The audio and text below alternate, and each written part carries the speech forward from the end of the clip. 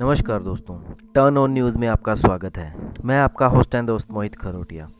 आज है 16 अक्टूबर 2020।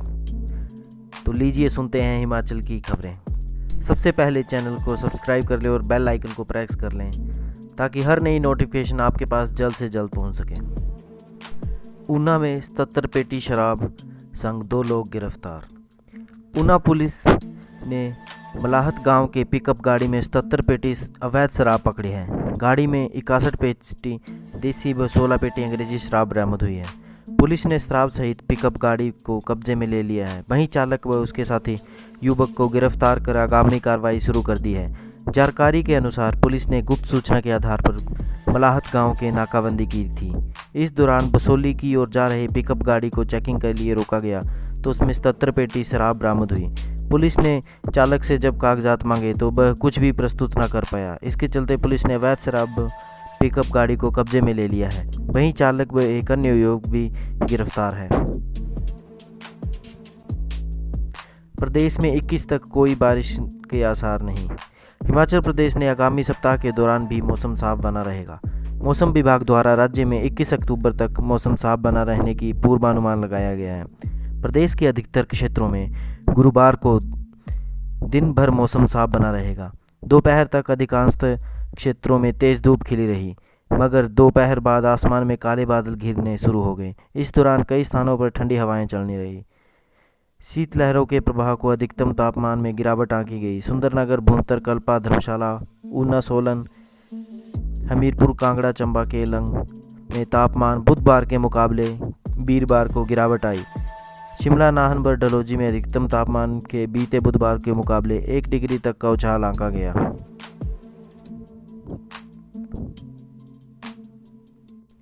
त्योहारी सीजन में भारी मात्रा में हिमाचल पहुंची मिलावटी मिठाइयाँ। Food safety and standard authority of India की ओर से खाद्य वस्तुओं के प्रशिक्षण के लिए जो 2 मोबाइल वैन हिमाचल को मिली हैं, उनमें जल्द ही और इजाफा हो सकता है। फूड एंड सेफ्टी विभाग की ओर से केंद्र से 4 और मोबाइल वैन का डिमांड की गई है ताकि हिमाचल के लोगों को बिना मिलावट की खाद्य वस्तुएं मुहैया हो सकें।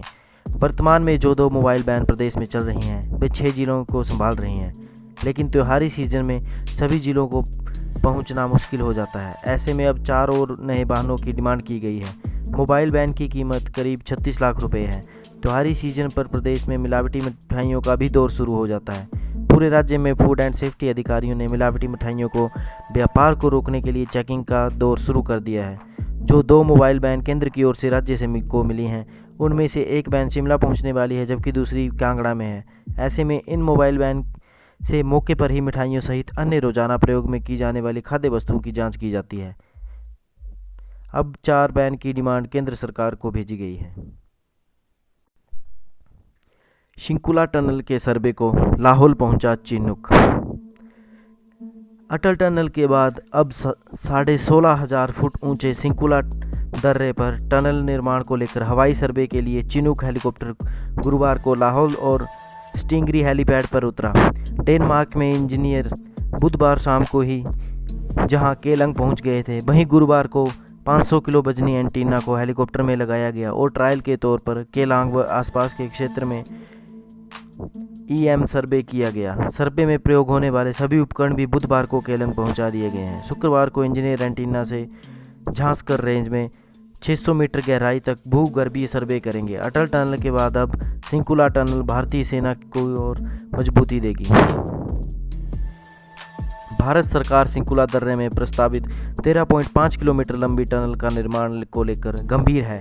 इससे कारगिल सहित लेह लद्दाख को 12 महीने मनाली से जोड़ा जा सकेगा। 2 दिन तक चलने वाले सर्वे के दौरान मैकेनिकल और भूगर्भीय वैज्ञानिक शिंकुला टनल के साथ लगती जास्कर रेंज के करीब 600 मीटर गहराई तक जांच करेंगे। विपक्षी कांग्रेस का सरकार पर घोटालों पर आड़े हाथ लिए मुख्यमंत्री। कांग्रेस के पूर्व प्रदेशाध्यक्ष कौल सिंह ठाकुर, पूर्व मंत्री GS बाली, पूर्व सांसद विप्लव ठाकुर और चंद्र कुमार सहित अन्य कांग्रेस नेताओं ने भाजपा सरकार पर बड़ा हमला किया है। नेताओं ने कहा कि सत्ताधारी दल भ्रष्टाचार के दलदल में फंस चुका है।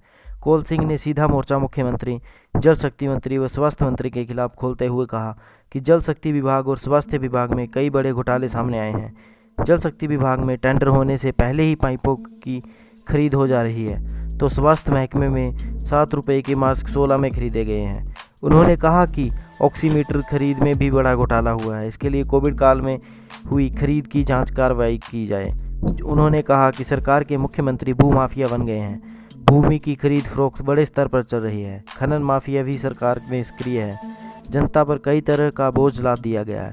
इन्वेस्टर मीट के नाम पर जयराम सरकार ने करोड़ों रुपए खर्चे, लेकिन धरातल पर कुछ भी नजर नहीं आ रहा। कौल सिंह ने कहा कि कांगड़ा के मंत्री अपने काम में लगे हुए हैं और जिला का विकास पूरी तरह से ठप पड़ा है। HRTC अब 150 रूटों पर प्रदान करेगी सेवा। हिमाचल पथ परिवहन निगम ने शुक्रवार से 90 और अंतर्राज्यीय रूटों पर बसें दौड़ाने का फैसला लिया है। नवरात्र के मद्देनजर निगम ने 90 रूट बहाल किए हैं। ऐसे में अब यात्रियों को प्रदेश में 150 इंटरस्टेट रूटों पर बस सेवा मिलेगी। निगम प्रबंधन द्वारा शुरुआत में 25 रूटों पर बस सेवा बहाल की गई थी और इसके बाद 35 और रूटों को रिस्टोर किया। ऐसे में अब 90 रूट बहाल करने के साथ अब आंकड़ा 150 तक पहुंच गया है। निगम द्वारा रूट रिस्टोर करवाने के राज्य से बाहर सफ़र करने वाले लोगों को बेहतर सुविधा मिलेगी। राज्य में अंतर्राज्यीय रूटों पर मार्च माह से बस सेवा बंद है। अंतर्राज्यीय रूटों पर बड़े अंतराल के बाद बस सेवा बहाल हुई है। ऐसे में बसों में सफ़र के लिए लोग अच्छा खासा उत्साह दिखा रहे हैं। निगम बसों में ऑक्यूपेंसी दर 70 से 80% तक रिकॉर्ड की जा रही है। यात्रियों के रिस्पॉन्स को देखते हुए निगम ने रूटों की संख्या को बढ़ाने का फैसला लिया है। हिमाचल में कोरोना के 295 नए संक्रमित। गुरुवार को हिमाचल में कोरोना संक्रमण के 5 और लोगों की मौत हो गई है, जबकि 295 नए संक्रमित मिले हैं। गुरुवार को हुई 5 मौतों में से 3 अकेले कुल्लू जिला के हैं, जबकि एक हमीरपुर और कांगड़ा जिले में हुई है। इसके साथ राज्य में कोविड से मरने वालों का आंकड़ा 255 हो गया है।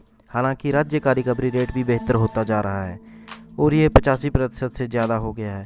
अगर इसी तरह राज्य में कोविड से ठीक होने वाले मरीजों का इजाफा होता रहा तो जल्द ही प्रदेश कोविड मुक्त हो जाएगा।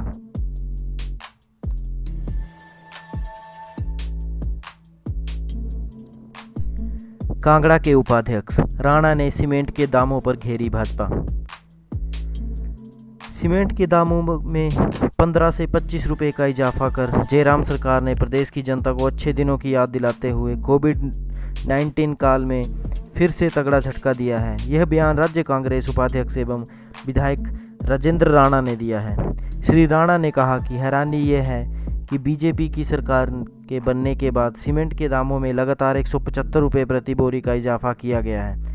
हैरानी यह है कि पत्थर हिमाचल के हैं, पहाड़ हिमाचल प्रदेश के हैं, खराब होती सड़कें हिमाचल प्रदेश की, प्रदूषण मिले हिमाचल प्रदेश को और लोगों को, और महंगे सीमेंट की सज़ा भी हिमाचल प्रदेश की जनता को ही दी जा रही है। राणा ने कहा कि राज्य के बाहर प्रदेश में बनने वाले सीमेंट के दाम कम हैं, जबकि राज्य की जनता को महंगे दामों पर सीमेंट बेच रहा है। यह दोहरी सज़ा बीजेपी जनता को किस कसूर की दे रही है, इस सरकार को बताना होगा। प्रदेश में सीमेंट 420 से 430 रुपये प्रति बैग बेचा जा रहा है।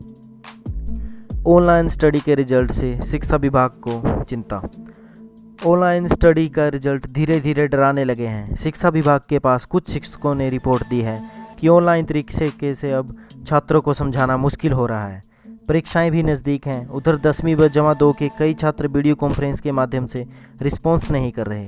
सरकारी स्कूल के कुछ शिक्षकों ने इस बाबत विभाग के निदेशक कमरजीत से इस बारे में बताया है कि कुछ शिक्षक चाहते हैं कि छात्रों को सोशल डिस्टेंसिंग में स्कूल में बुला देना चाहिए। इससे उन्हें ऐसे विषयों के बारे में एक्स्ट्रा क्लासेस लगाकर समझाया जा सके जिससे वे कमज़ोर हैं।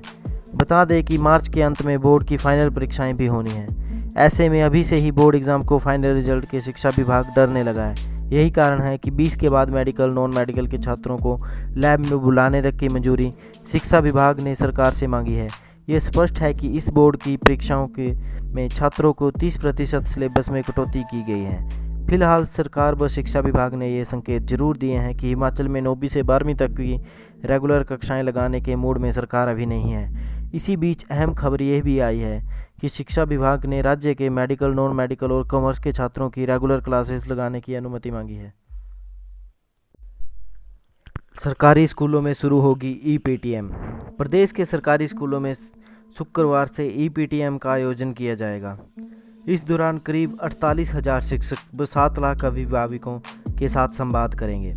16 से 19 अक्टूबर तक होने वाली पीटीएम में गत दिनों में हुई फर्स्ट टर्म परीक्षा के नतीजों का अभिभावकों के साथ साझा किया जाएगा।